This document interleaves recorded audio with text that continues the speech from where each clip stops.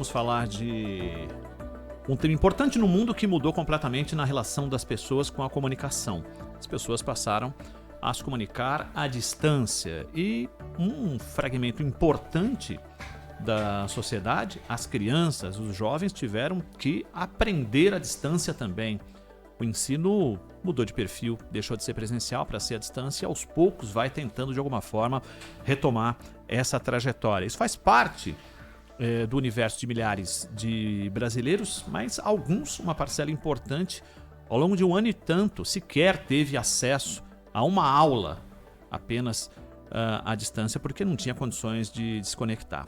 A gente quer falar sobre acesso, mas principalmente acessibilidade. Nós vamos conversar com o Cid Torquato, advogado, que foi secretário municipal da pessoa com deficiência e presidente do Econlibras, serviço online de comunicação entre pessoas ouvintes e surdos que usam a língua brasileira de sinais. Oi, Cid, como vai? Boa tarde, seja bem-vindo. Olá, boa tarde a todos. Muito obrigado aí pelo convite de compartilhar essas informações tão importantes com vocês. Ô Cid, ao longo desse período, a gente sempre tem revelado situações em grandes cidades e em cidades que não são tão grandes e as condições técnicas estruturais são mais precárias, para o jovem, para a criança ter acesso ao ensino. Aí eu fico imaginando como isso não se deu ao longo da pandemia também para pessoas com deficiência, que se já tinham algum tipo de dificuldade, eu imagino numa necessidade ainda maior de se comunicar não presencialmente. Como é que você acompanhou esse processo e se a gente tem muito a evoluir ainda? Então, quando essa pandemia começou, eu era ainda secretário municipal.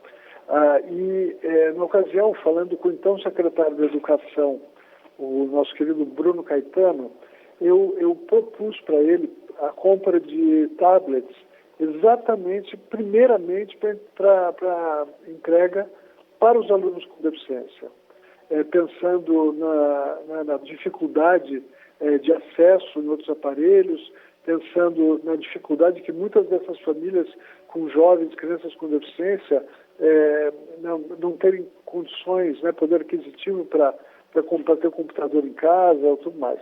E daí nasceu, dessa nossa conversa, nasceu o grande programa da Secretaria Municipal de Educação de compra de 400 mil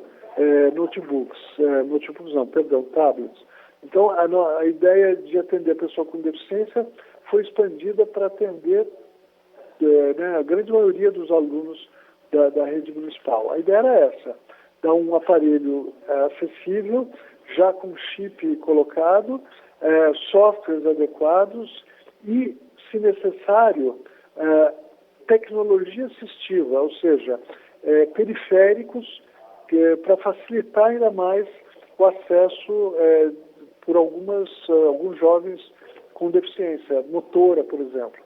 Então, por sinal, nós fizemos, junto com a Secretaria da Educação, a partir de 2019, 2018, um grande programa de compra de tecnologia assistiva para alunos com deficiência. Então, o que acontece? A tecnologia ela vem para ajudar e viabilizar a convivência, a vida das pessoas com deficiência em sociedade. Então, a tecnologia assistiva vai desde um garfo adaptado, de um prato que cola na mesa para não escorregar, para a criança poder comer, até softwares sofisticados de leitura de voz. Então, nós começamos esse programa na prefeitura. Esse programa foi um pouco dificultado pela própria pandemia, mas segundo especialistas, o melhor programa de tecnologia assistiva e de acessibilidade para jovens com deficiência na escola no Brasil nos últimos tempos. Cid, Sônia Blota falando, tudo bom com você? Um prazer tê-lo aqui no Bandeirantes Acontece. E isso que você estava falando é muito interessante, até porque a gente às vezes pensa que nos outros países isso é mais evoluído. Em alguns eu concordo, é extremamente evoluído, como Tóquio, por exemplo. Agora, Paris é a pior cidade para você ser deficiente no mundo, assim, pelo que eu observei. Então não adianta falar que no Brasil não tem isso, porque lá fora é melhor, etc. Isso não, a gente vê que no Brasil pelo menos existe aí uma boa vontade para querer fazer. Agora, a gente nota que, por exemplo, o mundo da Faria Lima é bem diferente do que a periferia, né, para os deficientes. Como unificar essa mentalidade? Claro que sempre precisa de verba, a gente sempre esbarra nisso, mas se a questão for cultural e a gente quiser unificar, o que é preciso? Sônia, excelente pergunta. Primeiro, por identificar a posição do Brasil na condição global. O Brasil, de fato, é um dos países mais desenvolvidos na atenção à pessoa com deficiência, principalmente nas questões no que tange à legislação vigente. Nós temos esse gap de ter que fazer com que a legislação realmente funcione. Então, ela é muito boa, mas agora ela precisa ser melhor aplicada. Com relação a melhorar a vida das pessoas com deficiência em geral e a criar condições para que a pessoa que mora na periferia tenha acesso a recursos parecidos com aquele que mora na Faria Lima, não tem jeito, viu, Sônia? É investimento público mesmo, são políticas públicas voltadas às pessoas com deficiência. Infelizmente, a gente, embora eu tenha destacado que nós temos aqui em São Paulo, por exemplo, exemplos muito interessantes para dar, faltam investimentos. As pessoas com deficiência continuam sendo o segmento menos favorecido por políticas públicas em geral. Continua sendo o segmento mais vulnerável da sociedade, principalmente quando encontra com vulnerabilidades ainda maiores como pobreza, miséria, e condições pouco favoráveis de vida. Então, na verdade, não tem segredo. Políticas públicas, investimento público, principalmente, e depois o setor privado, as empresas e a sociedade civil acompanham esse movimento do setor público. Essa é a minha opinião a respeito. Cid Torquato, boa tarde. Você foi premiado pelo livro que escreveu, Empreendedorismo Sem Fronteiras, um excelente caminho para pessoas com deficiência. E é claro que empreender nessas condições demanda um ambiente favorável, mesmo para quem não enfrenta problemas a priori ali. Na hora de empreender, depende do crédito que há disponível, do mercado, uma série de fatores. Mas quem já muitas vezes enfrenta obstáculos e problemas anteriores, a priori, mais ainda depende do apoio, que não é, na verdade, doação, é crédito, né, a ser pago, etc. E aí, tanto no que se refere a políticas públicas, ou seja, que preocupação existe nas políticas públicas com relação a um tipo especial de crédito, e também na iniciativa privada, nos bancos, no setor financeiro. O ambiente no Brasil, hoje, ele é favorável para que a pessoa consiga trilhar esse caminho que você brilhantemente descreveu? Olha, francamente não. Nós precisamos, de novo, de mais investimentos, mais políticas públicas voltadas para a inovação, empreendedorismo em geral, para a sociedade como um todo. Obviamente existem programas nesse sentido, o SEBRAE faz um trabalho exemplar, mas muito poucas as iniciativas voltadas às pessoas com deficiência.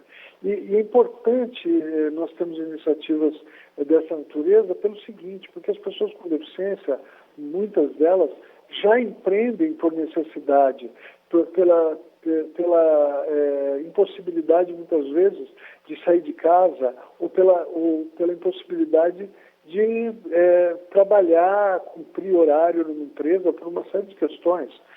Uma, porque muitas vezes não consegue sair de casa pela própria deficiência, Dois, pelas questões de ainda problemas de mobilidade urbana que nós temos, né, nas cidades.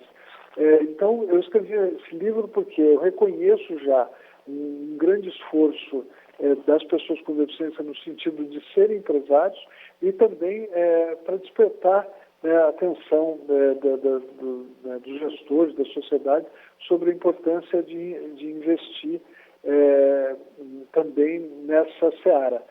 Nós criamos, quando eu estava ainda na prefeitura, eu fiquei lá até dezembro, nós criamos o primeiro programa de financiamento e de capacitação ao empreendedorismo das pessoas com deficiência no Brasil. É um programa que tem apoio do Banco Itaú, parceria com a ONG ACID, e é um programa que deve estar sendo desenvolvido este ano, porque eu deixei tudo pronto lá para começar em janeiro. Então, espero que nessa nova gestão da Prefeitura e da Secretaria mantenham esse programa que é inédito, importante e um exemplo para o resto do país. Cid Torquato, a gente até falava isso quando a Maria Caltabiano anunciou que você seria nosso convidado, né? Que no mundo físico são perceptíveis os obstáculos, né? E prédios onde só há escadaria, calçadas onde simplesmente é ignorada a possibilidade de alguém ter de passar ali com uma cadeira de rodas, ou com o deficiente visual do transporte público, né? A terrível dificuldade para entrar em um ônibus, um simples ônibus, enfim, são as dificuldades e que mostram, sobretudo, a incompetência, o desleixo do poder público.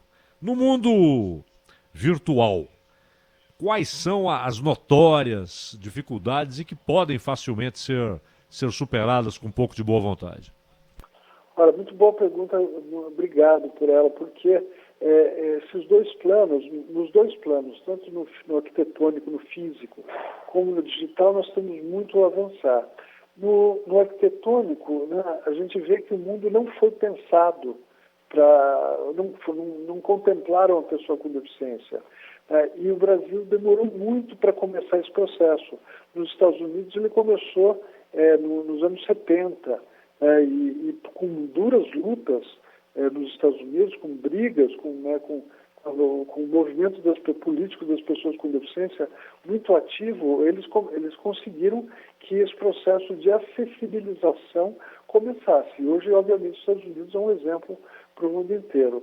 No Brasil, esse processo começou mais tarde, com menos consciência, como você mesmo frisou, com menor participação do setor privado do que do setor público, como deveria ser. Então, a gente ainda está numa situação, em geral, de falta de acessibilidade. São Paulo é uma exceção aqui no Brasil. São Paulo, por estudos feitos, é a capital mais acessível do país. Ninguém tem uma rede de serviços tão acessível como a nossa. Então, precisa ser melhorada, mas já o básico já está aí. A questão do digital é uma questão mais fácil de resolver, mas nós assistimos resistências muito parecidas. Apenas menos de 5% dos sites em operação no Brasil são plenamente acessíveis às pessoas com deficiência. E é tão fácil tornar um site acessível, em geral não tem custo extra significativo. O ideal é já começar o projeto do site ou de qualquer ambiente digital que fosse criado, pensar na acessibilidade a partir da concepção. Mas mesmo sites que hoje não são acessíveis, não é complexo, assim, não tem desculpa para que eles não sejam acessibilizados. E é muito importante que a gente tenha essa consciência e principalmente essa sensibilidade, essa empatia nesse momento de acelerada transformação digital que nós estamos vivendo em função da pandemia. À medida que serviços, atividades, que a gente usa a internet o tempo inteiro para tudo, é preciso que a gente migre para uma internet mais acessível para permitir que as pessoas com deficiência também participem. No caso, a gente está falando principalmente das pessoas com deficiência visual. Eles são os maiores usuários, digamos assim, da acessibilidade digital. Então, para que a gente tenha todo mundo participando desse processo, todo mundo se valendo dos benefícios que esse processo de digitalização oferece, todos têm que estar contemplados, todos têm que poder participar da web desse processo. Então, não tem desculpa, vamos acessibilizar nossos sites. Pois é, Cid, a tecnologia é um caminho, né? Aliás, é um grande caminho, mas você falava das políticas públicas, né, para a deficiência de uma maneira geral, incluindo a infraestrutura. Como é que a gente mobiliza, como é que a sociedade civil pode dar um empurrão para que essas políticas públicas, em termos de Brasil, elas sejam cumpridas? Sônia, isso está acontecendo. Lentamente, mas está acontecendo. A gente está vendo, todo mundo está assistindo, né? Você deve estar reparando também como mudou o discurso com relação à diversidade. Né? Hoje a diversidade está sendo vista como um grande asset. As pessoas com deficiência não entraram de fato, não são de fato contempladas embaixo desse guarda-chuva da diversidade. Né? Ele é muito mais em termos de gênero, em termos de raça, mulheres, indígenas, tem essa visão mais desses grupos. A pessoa com deficiência não está ainda, quando você fala em diversidade, as pessoas não pensam em pessoa com deficiência embaixo desse guarda-chuva. Então, acho que a gente tem que aproveitar essa onda, né, de valorização da diversidade e, de fato, incluir as pessoas com deficiência nesse processo. É um processo, eu acho que mais difícil do que o processo de gênero, de raça, porque existe mais, eu penso assim, mais preconceito com relação à pessoa com deficiência do que com relação aos outros segmentos. Né? As pessoas, em geral, imaginam as pessoas com deficiência em clínicas ou segregadas em instituições, e o que foi assim durante muitos séculos. Talvez por isso a gente tenha tanta dificuldade em aceitar essas mudanças agora.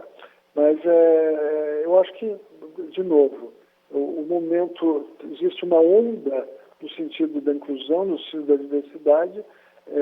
A gente está ali periférico ainda dessa onda.